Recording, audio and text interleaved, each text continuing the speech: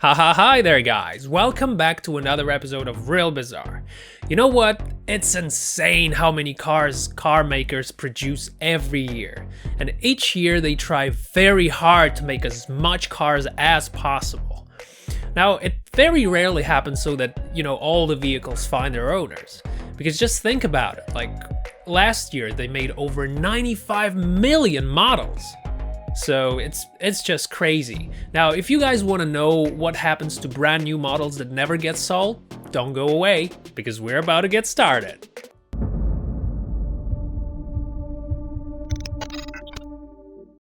It seems like a common thing these days that cars don't get sold. And it's not surprising because most people prefer to buy second-hand cars where they can find many interesting offers these days. That is the main reason why car dealerships struggle selling new models.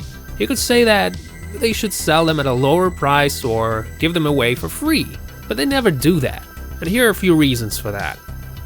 Manufacturers can't afford to lose money from sales. Reduced price will ultimately decrease sales volume of the newest, more expensive models. This undermines the whole system, you see. You can't sell new stuff until you deal with the previous versions. It's very hard to keep going like that because new cars appear every single year. So what do they do with all those unsold cars? They take all that cars they didn't sell over the years and they just store them outside with other cars that weren't sold. There are special places for cars like that. Huge outdoor parkings that store thousands of cars. It's a real shame to just leave them out like that, isn't it? There are actually a few ways in which those cars are actually for sale. Now, some of those who work at the factory, they can ask their supervisors to buy that sort of car at a lower price. Sometimes it works. Also, it sometimes happens so that the car gets sold at its initial cost, but buyers get some bonuses. Things like winter or summer tires, or a free 1-year maintenance subscription. Little things like that. Although most cars just rest outside getting all rusty each day. Now, most countries have these so-called car cemeteries. When you see things like this, it makes you realize that something is definitely wrong with the current economic system. Have a look at this. This is a car cemetery near one of the Nissan factories. Just look at all those cars. I would think that it'd be logical to put them all on sale, but this never happens. And that's all because they want to sell newer stuff to keep the darn conveyor going. Although car makers are forced to buy more land to store new cars. The whole thing seems so ridiculous and illogical, there's no proper way of putting it. But companies just don't seem to be able to stop this nonsense. Because if they stop, the production will stop. If production stops, thousands of people will lose their jobs. It will cause domino effect. Steel mills will go bankrupt. Many development spots will be forced to stop operating. Right now you see thousands of unsold cars in Shrines, a little place in UK. And this is a large car park in Swindon. Now, there are a lot of cars, but people don't buy them. Tens of thousands of cars are being made every week, and it's been like that for a while now. In highly developed countries, a family usually has at least one car. So why would anybody need to buy more? Because it's much cheaper and easier to fix your car when something goes wrong instead of buying a brand new one, right? Now look at this. 57,000 cars waiting to be shipped from Baltimore in Maryland. And this is a rather big landing strip car park near St. Petersburg in Russia. Thousands of cars brought from Europe wait for no one. It's supposed to be an airport, but now it turned into something else. Unfortunately, there seems to be no real solution for the problem of this caliber. So basically, some cars get made just to spend some time at the parking lot. Now maybe some families buy different cars every year, but I think that most people actually prefer to use what they have. This is real footage, by the way. This whole thing is real, it's no joke. These cars are there forever, and there'll be plenty more, you bet. And this is a small portion of a giant auto park in Spain, where tens of thousands of cars rest under the sun. Thousands of unsold cars in Upper Hayward, Oxfordshire. No room to swing a cat. Brand new Citroen vehicles in Corby, England. Cars here come from France every day. Once they get there, they have nowhere to go. Parking spot in Valencia, Spain. This colorful bunch is here to stay. Perhaps until the day they'll turn into dust.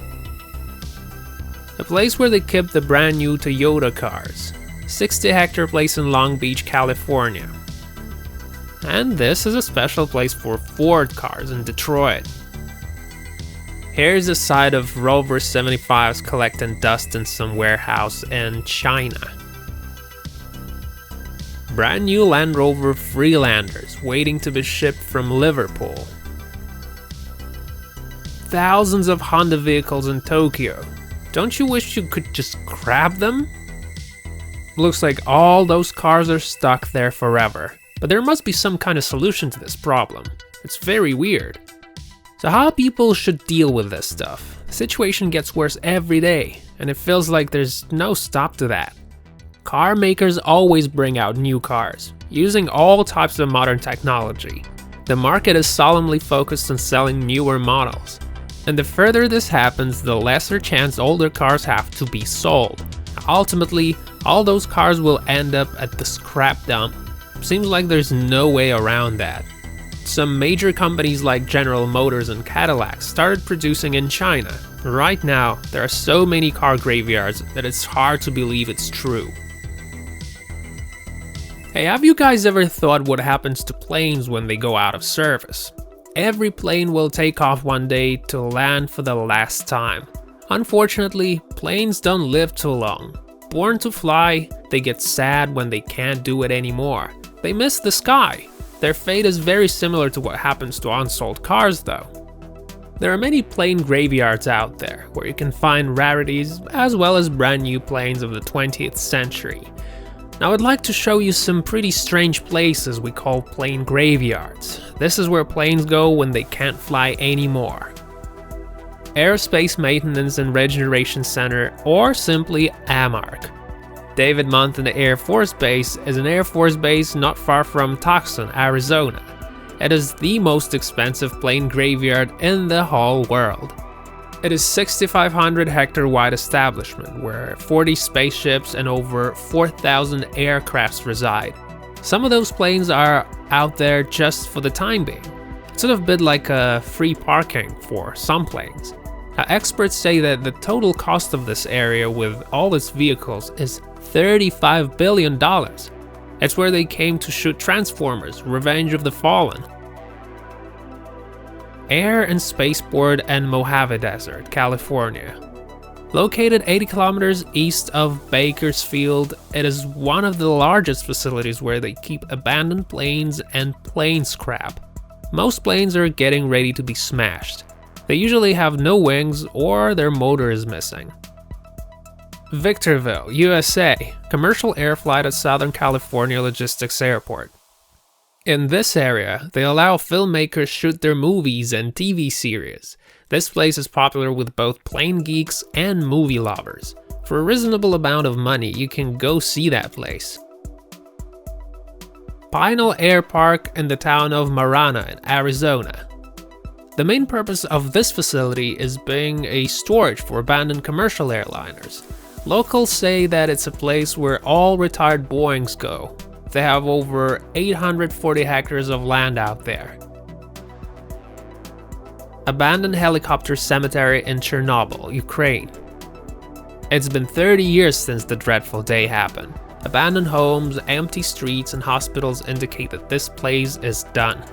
Most of the vehicles that were used to clean up the area went out of service and were left right there. These helicopters will never fly again. The remains are radioactive now. Kodinsky Field Aircraft Cemetery, Frunze Central Aerodrome in Moscow. It was built over 100 years ago and it's currently abandoned. The last plane took off from this airfield on July 3rd in 2003. It was Il-28SD, intended for the Indian Navy forces. After that, the place was closed out. But some planes and helicopters are still there. They wanted to turn that place into a museum, but something went wrong and it turned into a cemetery. Alright you guys, that's all for now. Remember to press the like button if you like this video. Press the bell to stay tuned and check out some of our other vids. You'll find all the links in the description. Thanks for your attention, good luck, we'll see you next time.